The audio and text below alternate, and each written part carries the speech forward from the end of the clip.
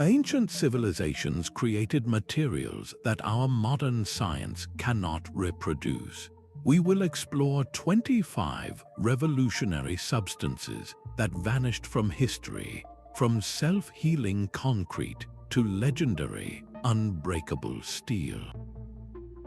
By the end of this journey, you will understand the incredible secrets our ancestors mastered and why their loss is a mystery that still haunts us. What happened to the Roman concrete that grew stronger with time? How did a medieval sword contain technology we are only now beginning to grasp? This is more than a list of lost items. It is a search for forgotten knowledge that could transform our future. What do you believe is the greatest price we pay when knowledge is lost? That legendary image of a Damascus steel blade is more than just a story. Picture a sword so sharp and flexible it could cut a silk scarf floating in the air, and so durable it could slice through a modern soldier's blade without losing its edge. Its surface shimmered with a distinctive, watery pattern like ripples on a dark pond, a beautiful signature of a metal that was centuries ahead of its time. This was not fantasy, but a real material forged between 300 BC and 1700 AD, primarily in India and the Middle East. The secret lay in its creation, starting with a special type of high-carbon steel ingot known as Wootz steel. Modern scientists armed with electron microscopes have peered into the atomic structure of surviving artifacts and made a stunning discovery. They found carbon nanotubes and incredibly hard carbide wires woven throughout the metal. This was not just advanced smithing, it was ancient nanoengineering, creating a material that was simultaneously hard, sharp, and flexible in ways we can barely comprehend today. The exact process for making Wootz steel, however, was lost. It depended on a perfect storm of conditions, specific iron ore sources from India containing trace elements like vanadium, and a meticulous multi-stage heating and cooling cycle that artisans guarded with their lives. When those supply chains were disrupted and the master smiths died without passing on their knowledge, the formula vanished. Modern attempts to recreate Damascus steel have produced good blades, but they are universally considered inferior to the ancient originals. Just imagine the revolution in modern manufacturing, from surgical tools to industrial cutters, if we could truly rediscover this lost art. The loss of Damascus steel serves as a powerful and haunting question. What other forging secrets, what other masterpieces of material science have slipped through the cracks of time, leaving us to wonder at their ghostly remains? That same mastery of materials was not limited to the forge, but extended to the very art of war, creating a weapon so terrifying it shaped the fate of an empire. While Damascus steel was the ultimate blade, the Byzantine Empire possessed the ultimate naval weapon, a substance known to history as Greek fire. Imagine a Byzantine warship, a dramon, facing down an enemy fleet. Instead of arrows or spears, it unleashes a torrent of liquid flame from a bronze tube, a fire that clings to everything it touches and rages even on the surface of the sea. This was not mere propaganda, but a real and decisive weapon first used around 672 AD. Its psychological impact was as devastating as its physical destruction, turning the tide of battles and securing Byzantine naval dominance for centuries. The exact formula was the most closely guarded state secret of the era, known only to a select few, perhaps even the emperor and a single family of chemists.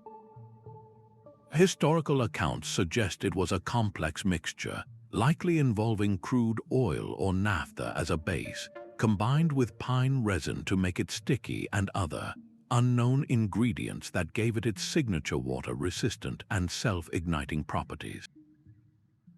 The secret was protected with such ferocity that when the Byzantine Empire finally fell, the knowledge vanished with it.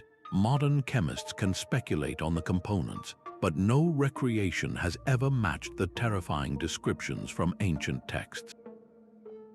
This loss is a stark reminder that political stability is often the glue that holds advanced knowledge together. How many other revolutionary defensive technologies have been erased by the collapse of the civilizations that created them? The ghost of Greek fire continues to burn, a testament to a terrifying power we can no longer command. The ghost of Greek fire reminds us that some secrets are extinguished by war, but others were simply forgotten through the slow collapse of an era. While the Byzantines mastered a weapon of destruction, the Romans perfected a material of creation, a substance that built an empire meant to last forever. You can still witness its power today in the Roman Pantheon, its vast, unsupported dome a silent challenge to 2,000 years of earthquakes and weather. This is not the work of magic, but of Roman concrete, a material so advanced it seems to defy the very laws of nature. From around 200 BC, Roman engineers mixed a recipe that gave their structures a life modern buildings can only envy. The secret was not just in the lime, but in the addition of volcanic ash and seawater. This combination triggered a chemical miracle that modern science has only recently begun to understand. When cracks form in this ancient concrete, moisture seeps in and reacts with the volcanic ash, forming rare, interlocking minerals that slowly grow and seal the fissures shut. The concrete literally heals itself. This stands in stark contrast to our modern Portland cement, a material that actively encourages its own decay through chemical reactions that weaken its structure over mere decades. The Romans, it seems, built in harmony with their environment, using local, natural ingredients to create a sustainable and incredibly durable building material. The full manufacturing process and the precise mix ratios, however, were casualties of the empire's disintegration. Knowledge that had built aqueducts and colosseums faded from memory. This loss forces us to confront a difficult truth. Our own modern construction methods, while fast and efficient, often come with a heavy environmental cost and a limited lifespan. What other eco-friendly ancient solutions, what other keys to building a sustainable world, are still buried in the rubble of forgotten civilizations, waiting for us to look back in order to move forward? That Roman concrete was a monument to macro-scale engineering, but their artistry reached into a far smaller, more mysterious world. Deep within the British Museum rests a Roman relic from the 4th century that defies simple explanation. The Lycurgus Cup appears a murky jade green when viewed in reflected light, much like any other ancient glass. But hold it up to a light source and it undergoes a miraculous transformation, glowing a vibrant, translucent ruby red. This is not a trick of the paint or some clever filter. It is a property of the glass itself. For 16 centuries, the mechanism behind this magic was a complete mystery. The secret was only unlocked in the 1990s when scientists examined slivers of the cup under powerful microscopes. They discovered the glass was impregnated with millions of tiny particles of silver and gold, each one measuring just about 50 nanometers across. That is roughly 1,000 times smaller than the width of a human hair. The Roman artisans had, by accident or by astonishing design, created a perfect colloidal suspension of metal within the glass. These nanoparticles interact with light in a unique way. When light hits the cup from the front, the particles scatter the green spectrum of light back to our eyes. But when light passes through the cup from behind, the particles allow the red spectrum to travel through, creating that stunning crimson glow. This precise control over particles at the nanoscale is a technology we associate with the late 20th century, not the late Roman Empire. The method for consistently creating and suspending particles of that exact size was a secret known only to a few master glassmakers, and it vanished along with their workshops. The Lycurgus Cup stands as a solitary, breathtaking data point, proving that ancient craft could achieve results we once thought were modern inventions.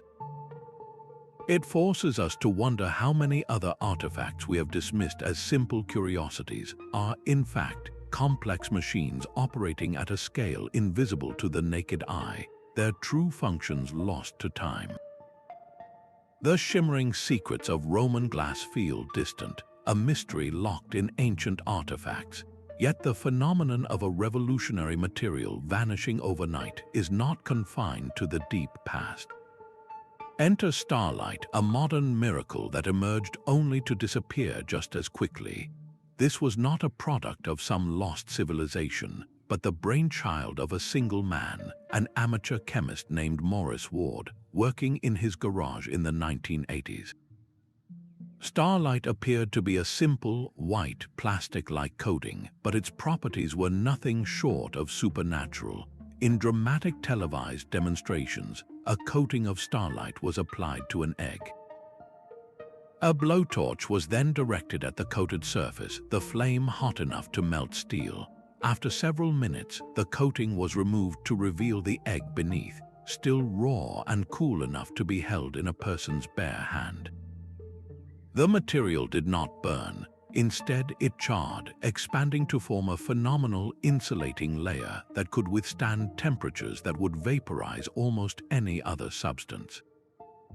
Tests reportedly suggested it could even survive the direct thermal pulse of a nuclear explosion.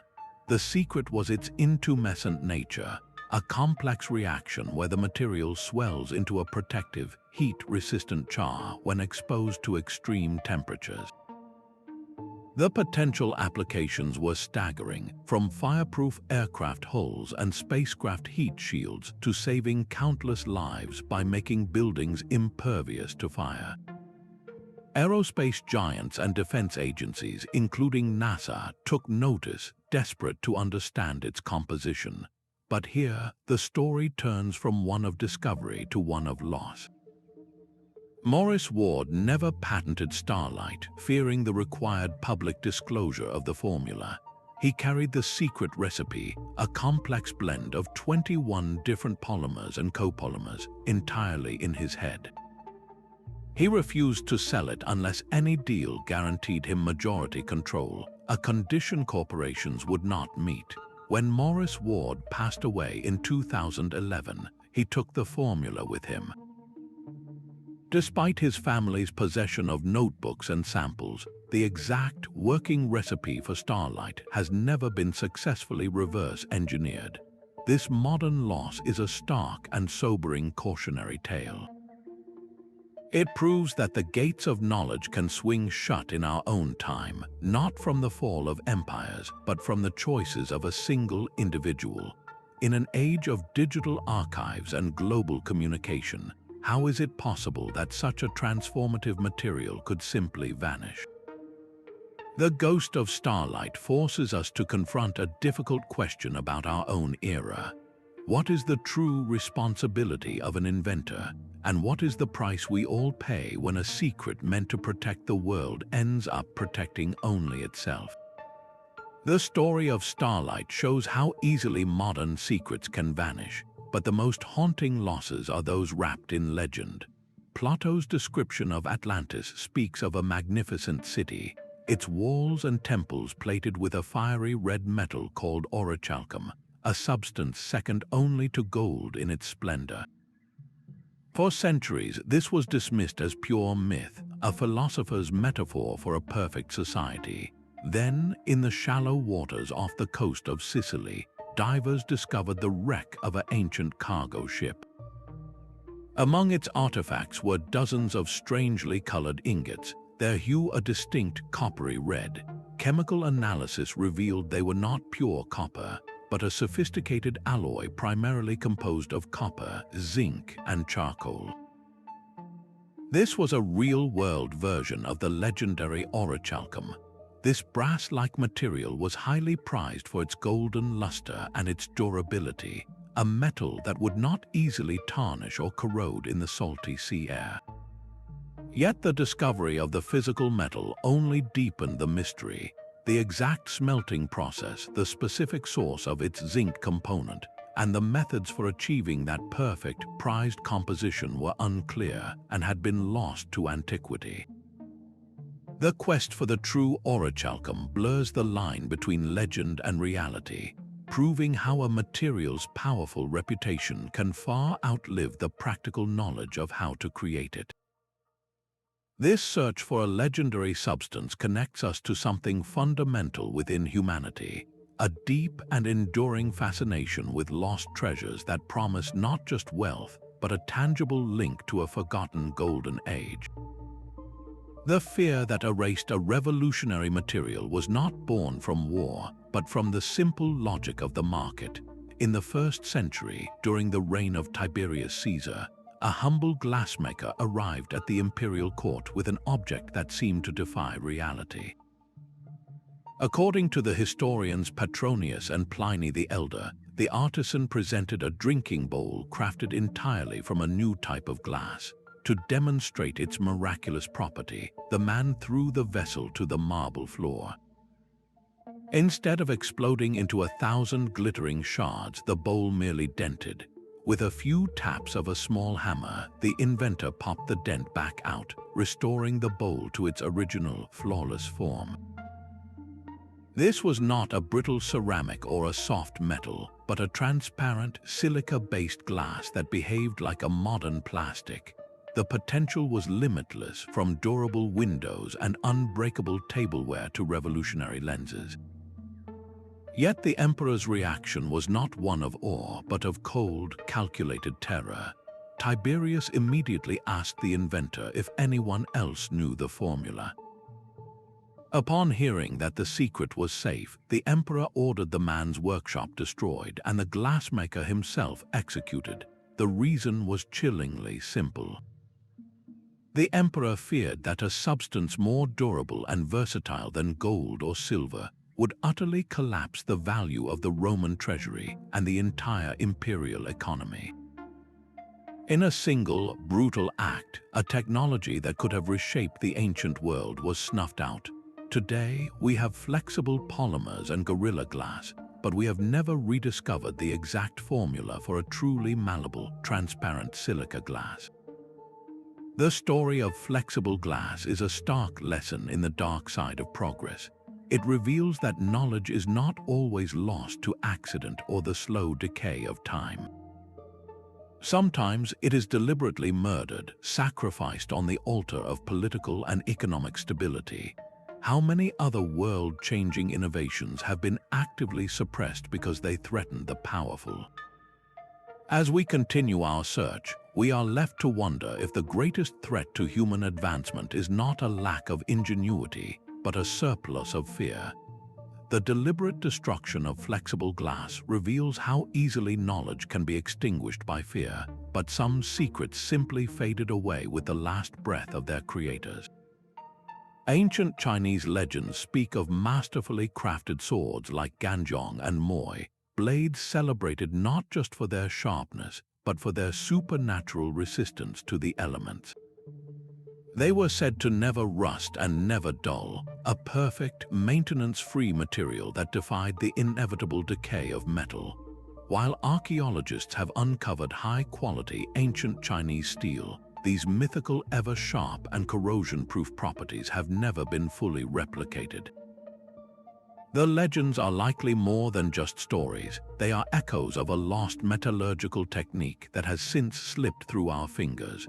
The secret may have lain in a unique quenching process where the red-hot steel was plunged not into water, but into a special, proprietary liquid whose recipe died with the smiths.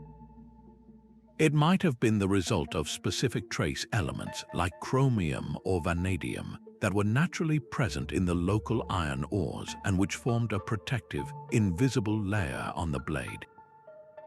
These master artisans passed their complex, hands-on knowledge down orally from one generation to the next, a living library of technique and nuance.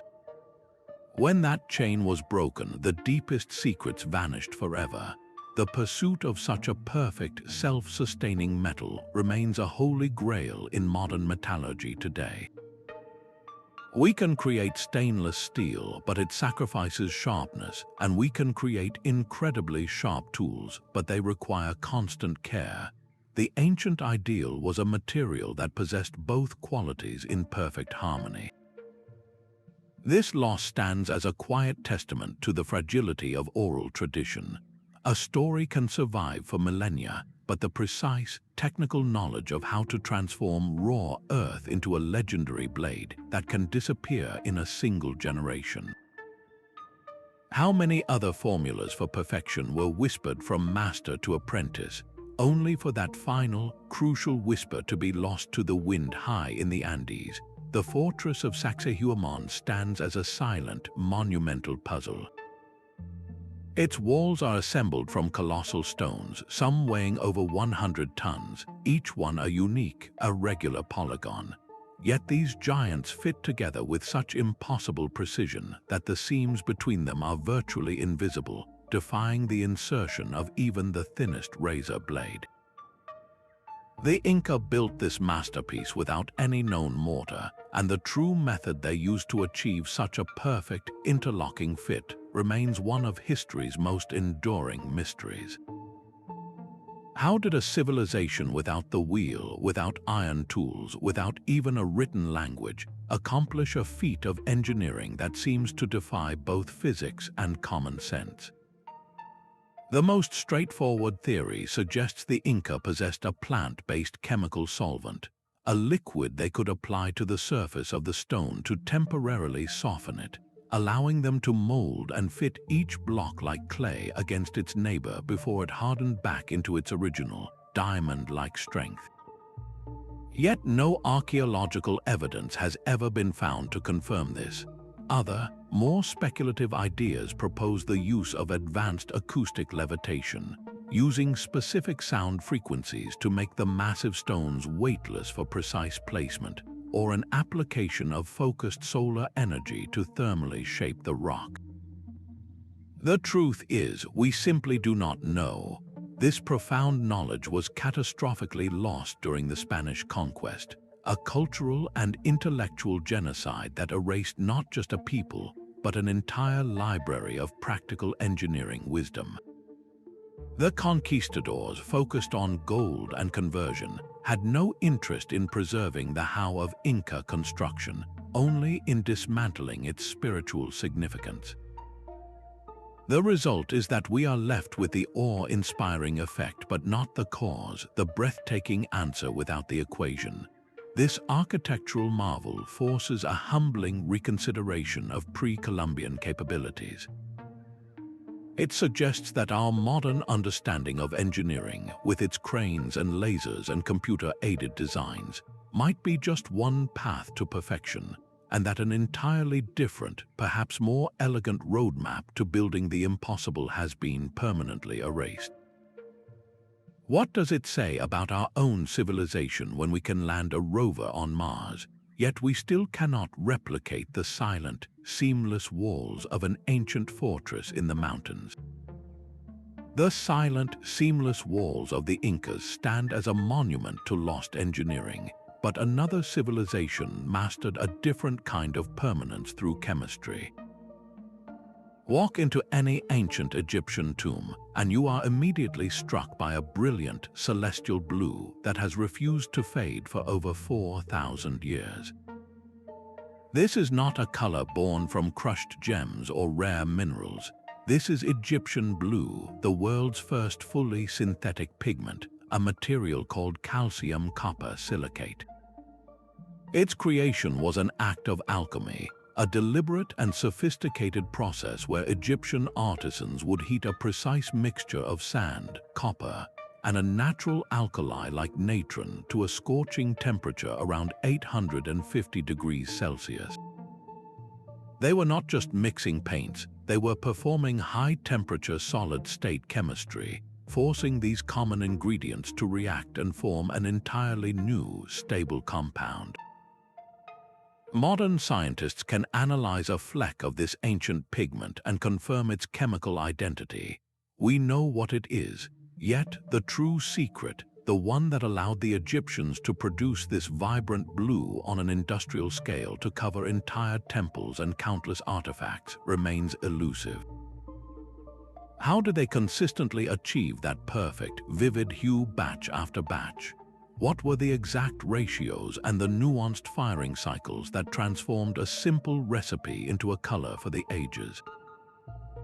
The longevity of Egyptian blue is a silent rebuke to our own modern synthetic pigments, many of which degrade, fade, or change color after just a few decades of exposure to light.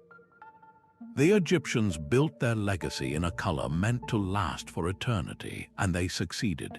This incredible durability forces a question that echoes beyond the tombs.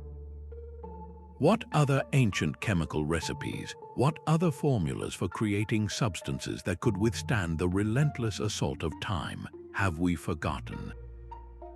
The persistence of that perfect blue is a clue that our ancestors possessed a deep, practical knowledge of material stability that we are only now beginning to appreciate and desperately need to rediscover. While the Egyptians mastered color for eternity, the Vikings conquered the open sea with a tool that seemed to bend reality itself. Their legendary Sunstone was not a material of construction, but one of perception, a crystal that could see the invisible.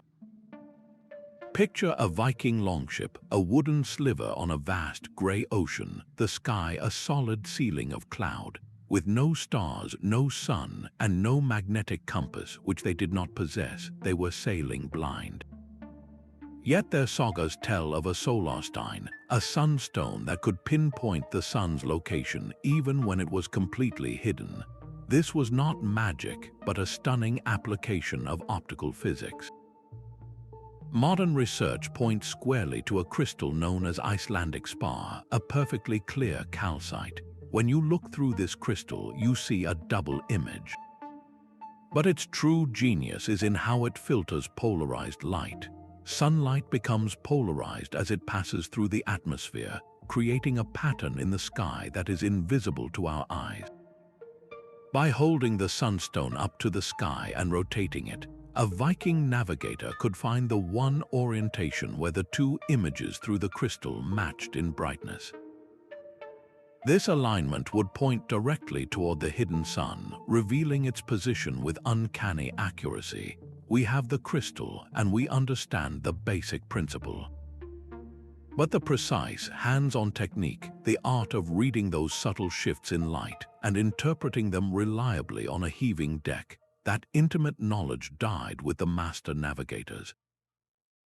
This was a form of analog technology so elegant it required no power source beyond human skill, a perfect merger of natural science and practical seamanship. The loss of the Sunstone's method is a quiet tragedy of navigation. It reminds us that some of the most sophisticated technologies are not complex machines, but refined understandings of the world, written not in books but in the muscle memory and practiced eyes of their users.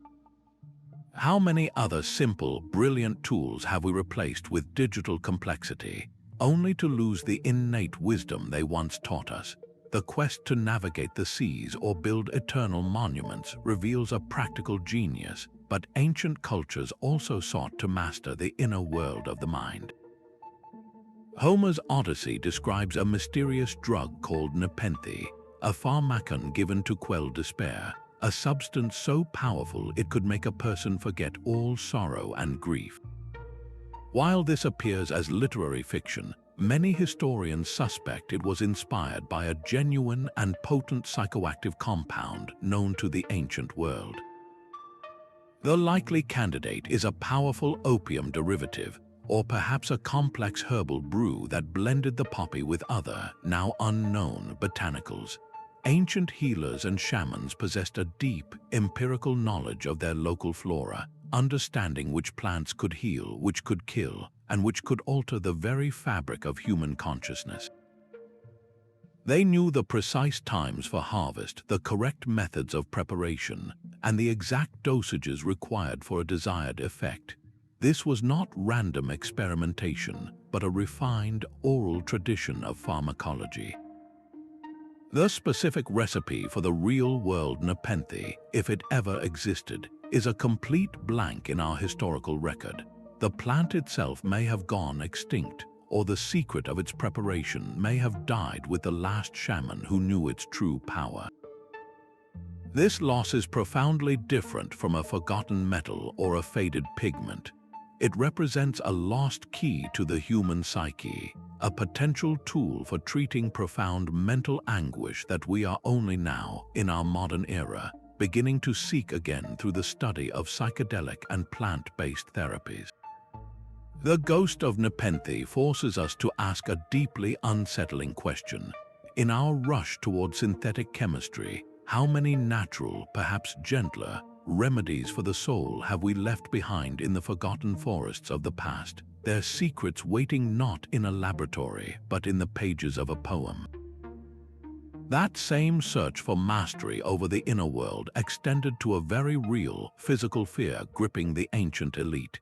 King Mithridates VI of Pontus lived in such terror of assassination by poison that his name became synonymous with the ultimate defense. He devoted his life to creating a universal antidote, a single remedy that could counter any known toxin. The result was Mithridatium, a legendary concoction that wove together dozens of ingredients into a single formula. Roman physicians like the famed Galen later refined this complex recipe, creating a medical preparation that included everything from common herbs to startling components like opium and dried viper's flesh. This was not a simple folk cure, but the pinnacle of ancient toxicology, a grand attempt to systematize the fight against venom and poison through empirical, if gruesome, experimentation. The formula was a closely guarded secret, passed down and modified for centuries, believed to offer protection against a vast array of threats. Yet the precise, effective recipe, the exact ratios and preparation methods that might have given Mithridatium its potent reputation, were lost over the slow collapse of the Roman Empire and the subsequent Dark Ages. Modern analysis suggests it was likely not a true panacea, yet its centuries-long use hints at a profound, accumulated knowledge of herbal synergies and antidotal effects that we can no longer access. The disappearance of Mithridatium is a stark symbol of a much larger loss. It represents how entire libraries of empirical medical knowledge, painstakingly built over generations, can simply evaporate from human memory. This forces a profound shift in perspective. How many other ancient medicinal compounds, once dismissed as mere superstition, were actually sophisticated treatments based on a deep, lost understanding of the natural pharmacy that surrounded our ancestors? The ancient quest for an indelible record demanded more than just ink. It required a pact with permanence itself. Chinese artisans pursued this ideal with a legendary substance known as dragon's blood ink. This was not the simple charcoal and water of common scrolls, but a complex alchemy of ingredients, its name taken from the deep red resin of the rattan palm, which was believed to hold mystical, preserving properties.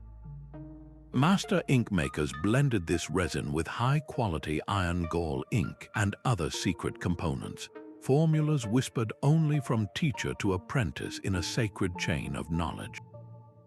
The result was an ink of unparalleled depth and durability, a stark, permanent black that legends claimed was immune to moisture, fading, and the slow corrosion of time. It was meant for imperial decrees and sacred texts, words that were intended to last as long as the empire itself. Yet the precise recipes, the exact ratios, and the nuanced preparation methods that transformed these raw materials into a perfect, eternal medium have evaporated from history. The master ink makers are gone, and their guarded secrets died with them.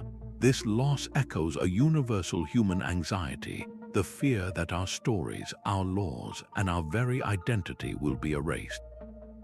The ancient scribe dipping his brush into dragon's blood ink and the modern engineer encoding data onto a silica glass disc are both engaged in the same fundamental struggle, a race against entropy. We are still searching for that perfect vessel, a way to make our words outlast not just paper, but the civilizations that create them. How many other formulas for eternity were once held in a simple clay jar, their power unknown to all but a single, silent craftsman? The pursuit of a perfect, eternal record shares a deep kinship with another, even grander obsession. For over 1,000 years across continents and cultures, the ultimate goal of the alchemist was not merely to preserve knowledge, but to transform reality itself. Their quest centered on the Philosopher's Stone, a legendary substance rumored to perform two impossible feats.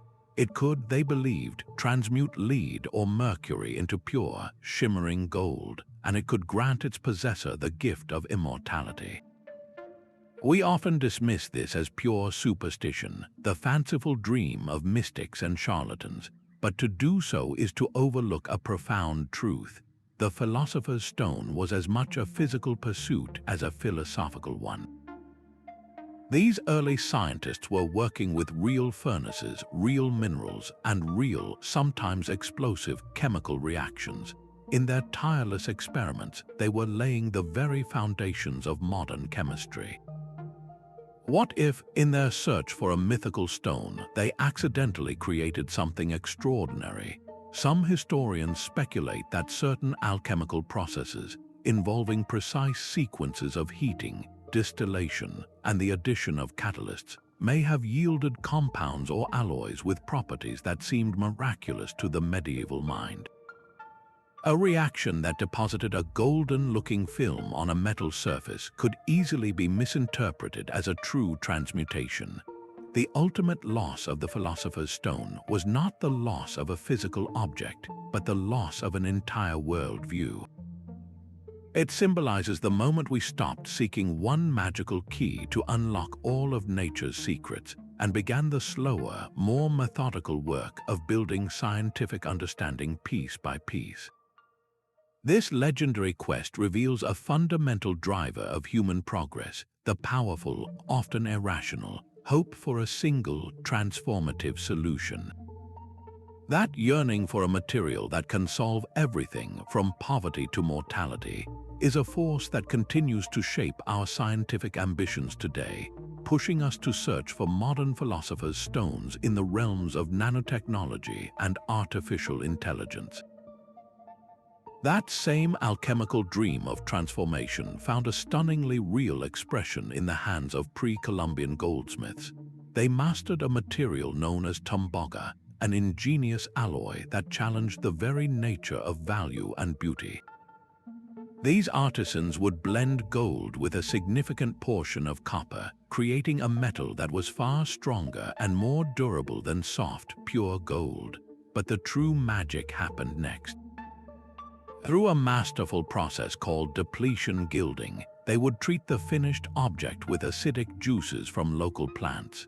This natural solution would selectively dissolve the copper from the surface, leaving behind a thin, perfect skin of pure, rich gold.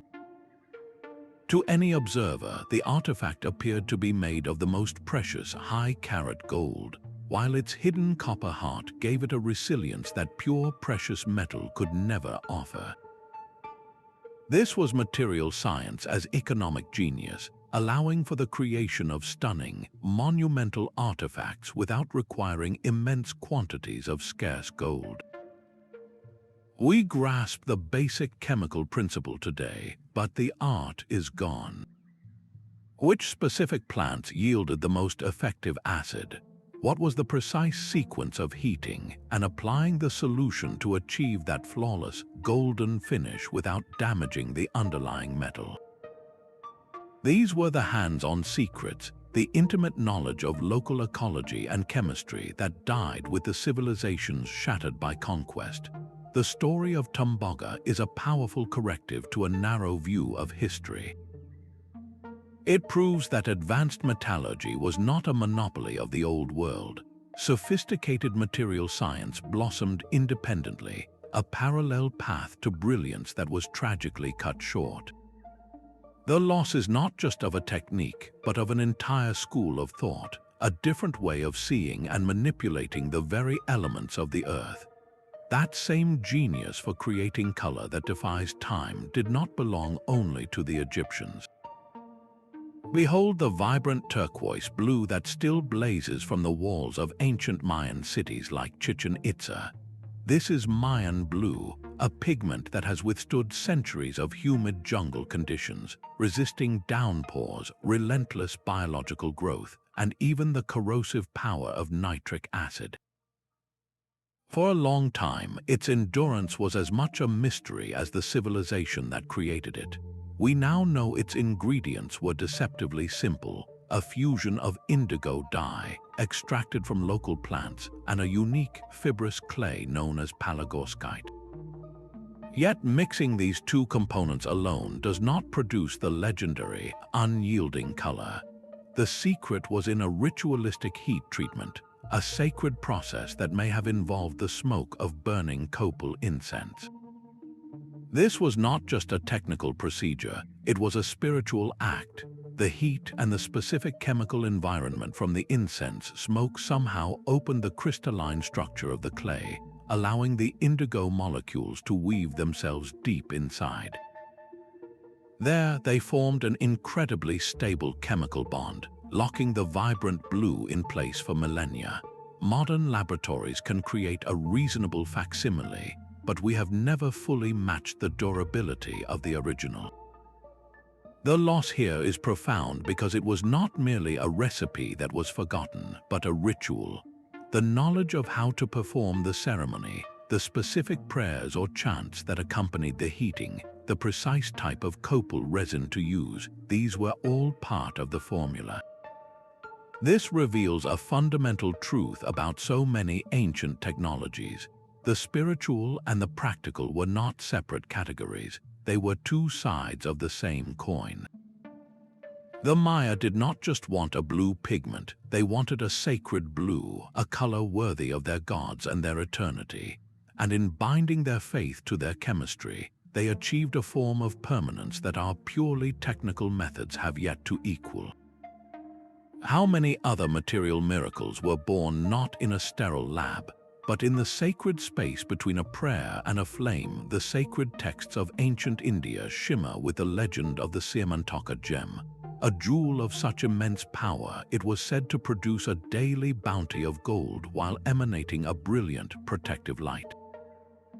This was not merely a decorative treasure, but a seemingly perpetual source of wealth and security, a material that defied the fundamental laws of scarcity. While we understand this as mythology, it points to a profound and universal human longing for a substance that could generate its own value and safeguard its owner.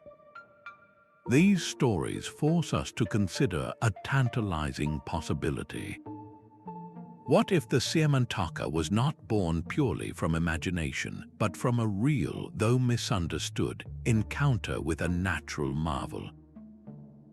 Could ancient storytellers have been describing a rare, naturally radioactive mineral like carnotite, which can appear to transform over time as it decays, or a phosphorescent gemstone like certain types of fluorite that absorb light and release it in a soft, otherworldly glow in the darkness?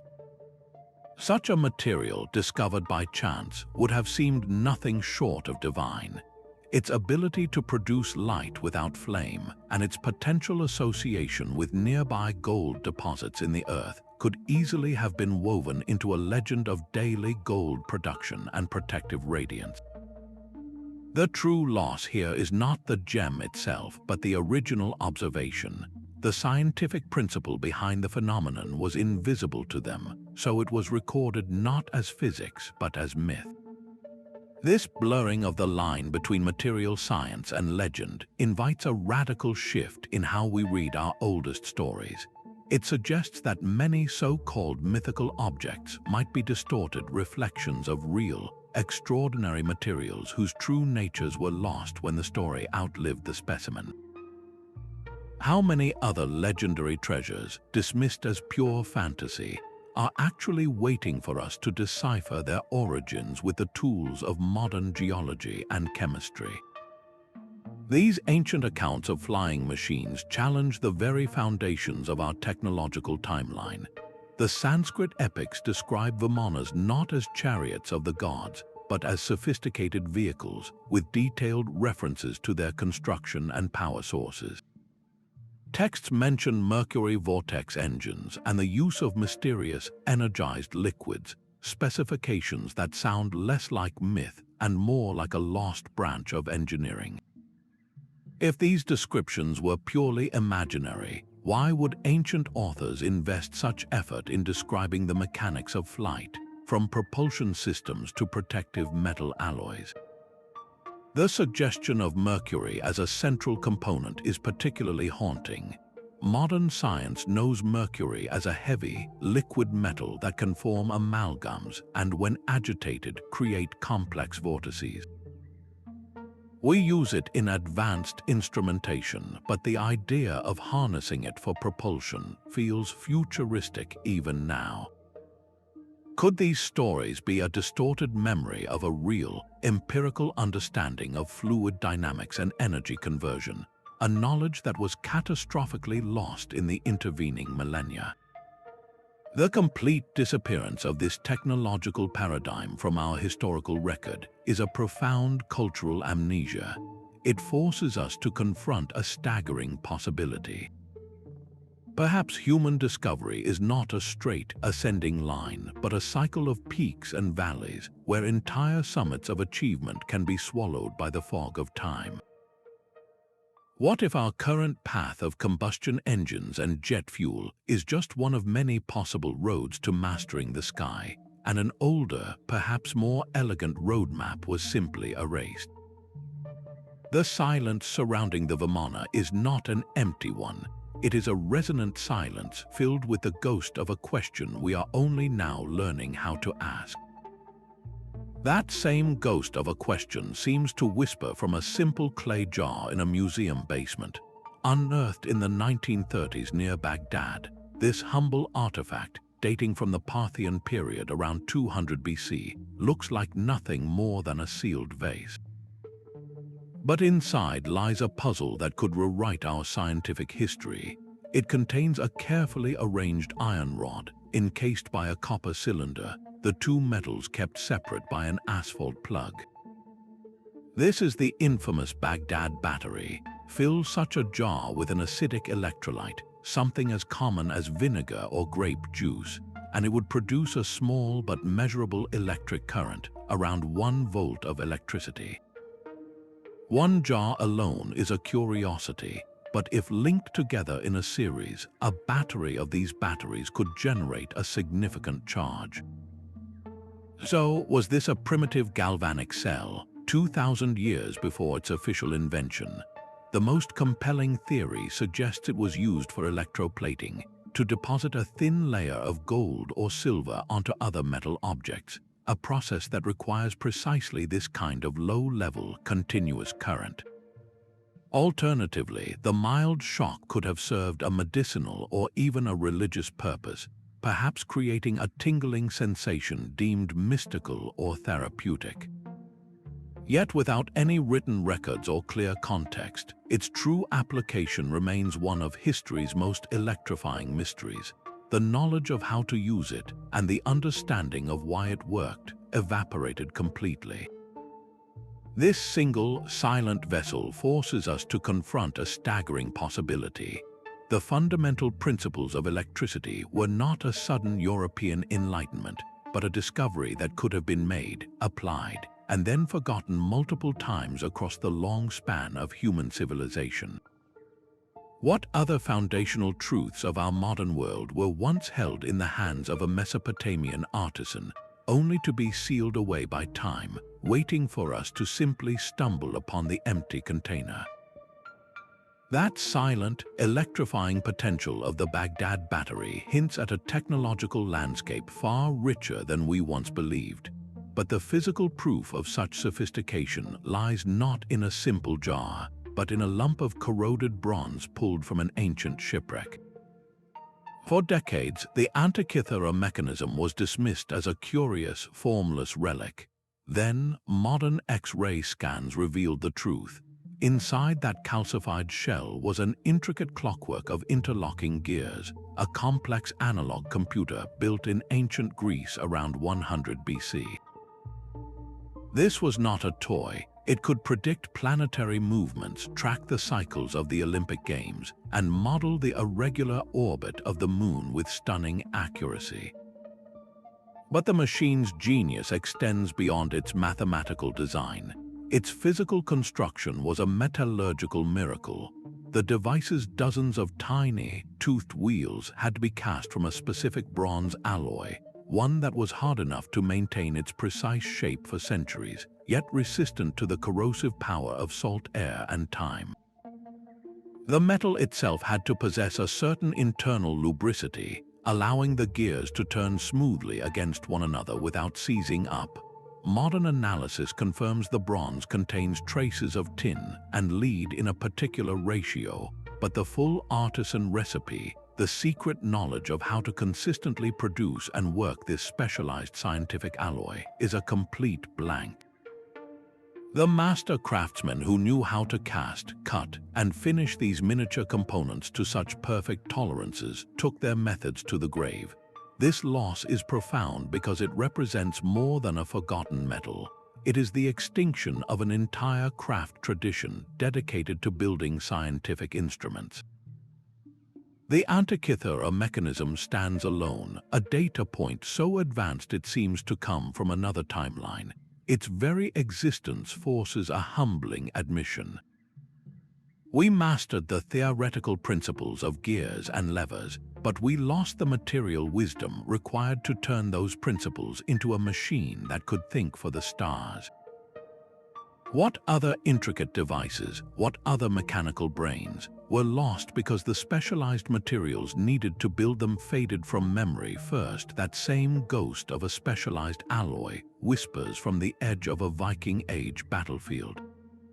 In the hands of a Norse warrior, the Ulfberht sword was not just a tool, it was a statement of terrifying superiority. These rare and revered weapons, marked with the distinct +Ulfber+T inscription, were forged from a steel so pure and advanced it would not be seen again in Europe for centuries.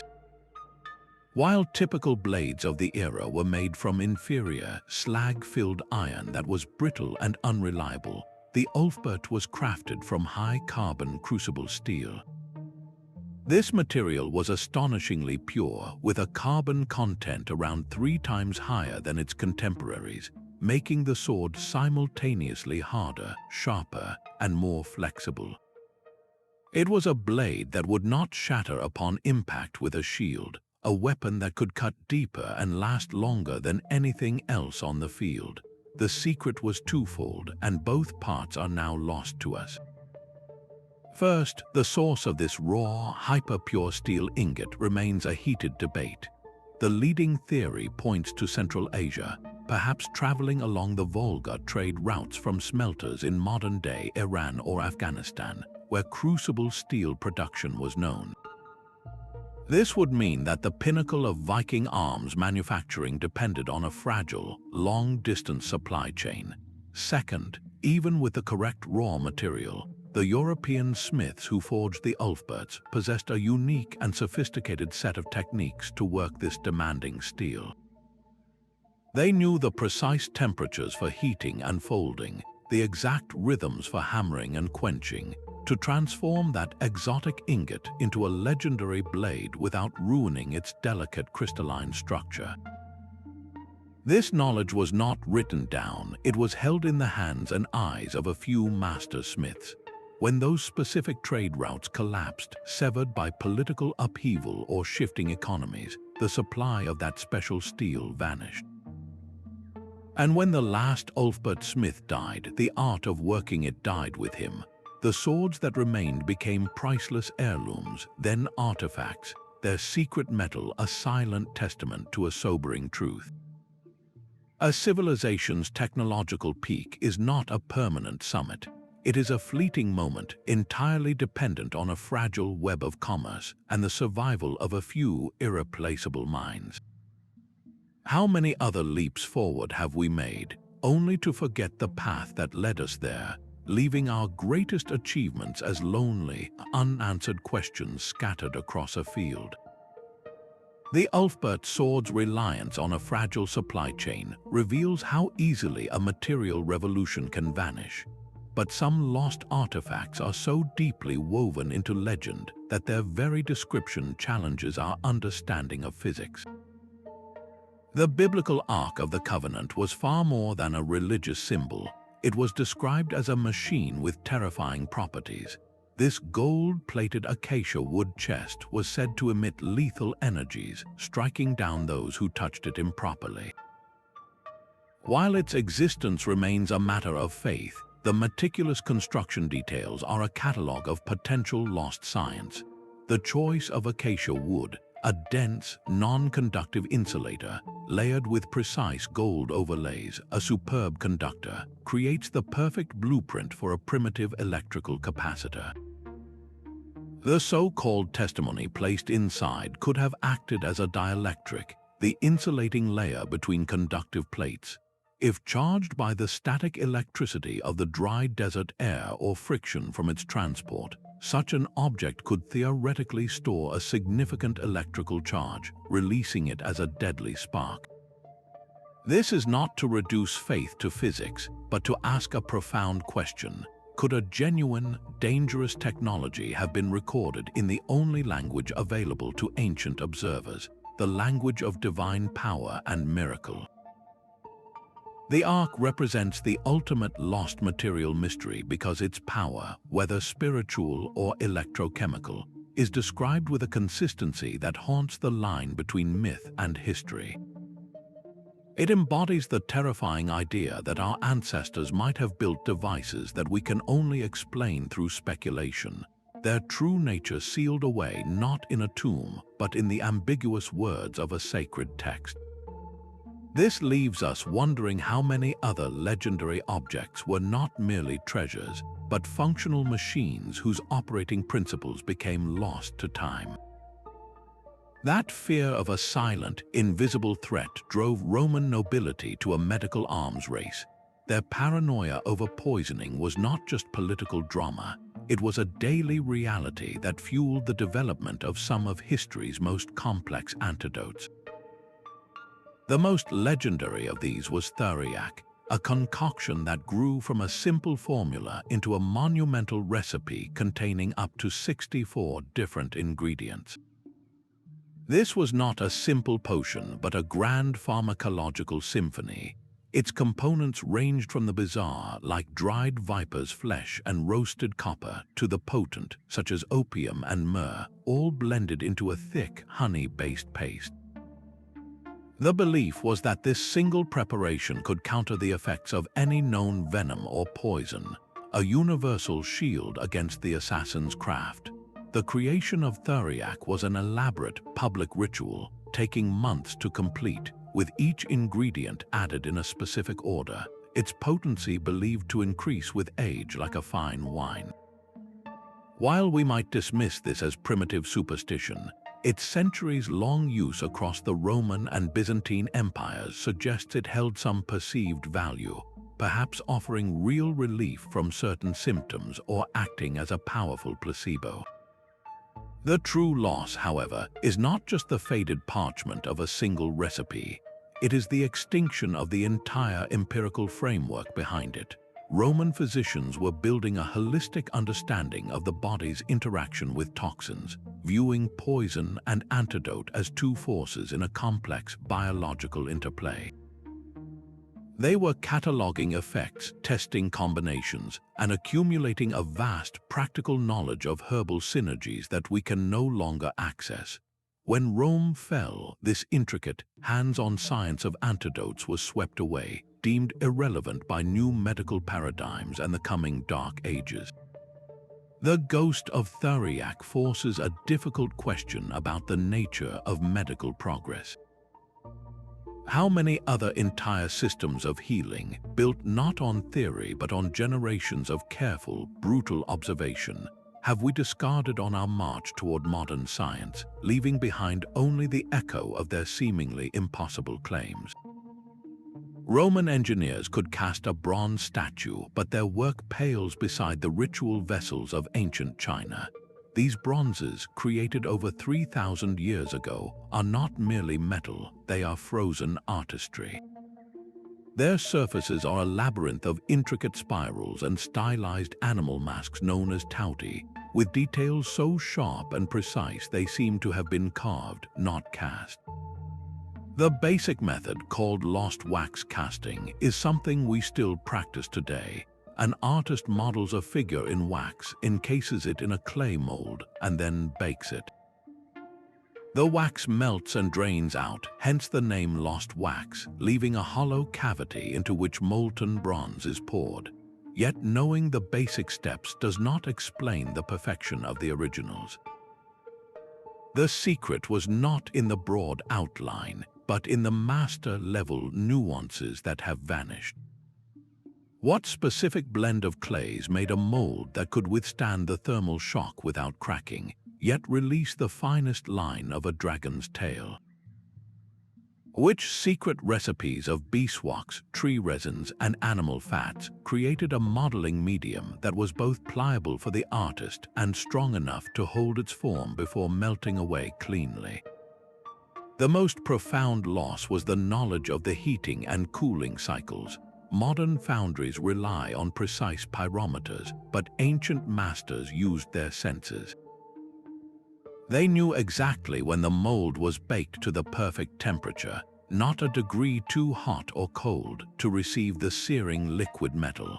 They controlled the cooling over days, not hours, to prevent internal stresses that would warp the bronze or create microscopic tears. This was a slow, sacred science passed from master to apprentice, a symphony of fire and earth performed without a single written score. The result was a vessel that was flawless from its outermost decoration to its hidden core. Modern artisans can create beautiful bronzes, but they will often admit that the level of consistent, microscopic perfection found on an ancient Chinese ding or a Benin bronze plaque is a target they are still aiming for. This is the quietest, yet perhaps the most common, form of loss. We retain the general blueprint, the broad idea of how something was done, but the soul of the craft, the accumulated genius of 10,000 tiny, unwritten decisions, that evaporates when the last master puts down their tools. It is a reminder that the greatest library of human knowledge was never written down in books, but was held in the hands of the makers, and when their light goes out, a certain kind of magic leaves the world forever. The common thread in these losses is not a lack of genius, but a failure of transmission. These materials did not fade away in a vacuum. They vanished in the fires of war, the silent collapse of empires, and the closed mouths of secretive guilds. Knowledge is not a static library, but a living, breathing entity that depends on a stable, interconnected society to survive and grow. The Dark Ages that followed the fall of Rome are the ultimate testament to this fragility, a devastating knowledge bottleneck where practical engineering, advanced chemistry, and architectural secrets were simply forgotten, plunging Europe into centuries of technological regression. The intricate recipe for Roman concrete was useless without the imperial infrastructure that quarried its specific volcanic ash. The art of forging Ulfbert swords died when the trade routes supplying its pure steel ingots were severed. This pattern forces a sobering reflection on our own era. We live in a time of incredible scientific advancement, but our knowledge is stored on servers that can be corrupted and in languages that may one day become unreadable. How do we ensure that our own discoveries, from the formulas for life-saving medicines to the blueprints for sustainable energy, are not lost to a future dark age of our own making? Understanding why these materials vanished is not just an academic exercise, it is a vital lesson in stewardship. It compels us to build a more resilient legacy, one that values open science, robust education, and the preservation of practical skills, so that the revolutionary materials of tomorrow do not become the ghost stories of the day after. Our journey through these 25 revolutionary ancient materials reveals a startling truth: that human progress is not a straight, unbroken line. It is a story of brilliant peaks and deep valleys, of knowledge that blazes like a star only to be swallowed by the night. From self-healing Roman concrete to the nano-infused Lycurgus Cup, these lost substances challenge our most basic assumption that we are always moving forward. In many ways, we are still playing catch-up with our ancestors, striving to replicate what they achieved with little more than fire, intuition, and a deep connection to the natural world. These materials are not just curiosities, they are powerful reminders of knowledge's profound fragility. They teach us that a civilization's greatest achievements can be erased by a single war, a broken trade route, or a secret taken to the grave. This is why preservation and open inquiry are not just academic ideals, they are the essential safeguards against another dark age. Let this exploration inspire you to look at history differently. See it not as a simple timeline, but as a vast and mysterious landscape dotted with forgotten peaks of genius. We stand on the shoulders of giants, yes, but we are also searching for their lost footprints. We would love to hear which of these lost materials captured your imagination the most. Was it the unbreakable steel of Damascus, the eternal blue of the Maya, or the silent electric potential of the Baghdad battery? Share your thoughts in the comments below, and if you are ready to continue unraveling history's greatest mysteries with us, please subscribe.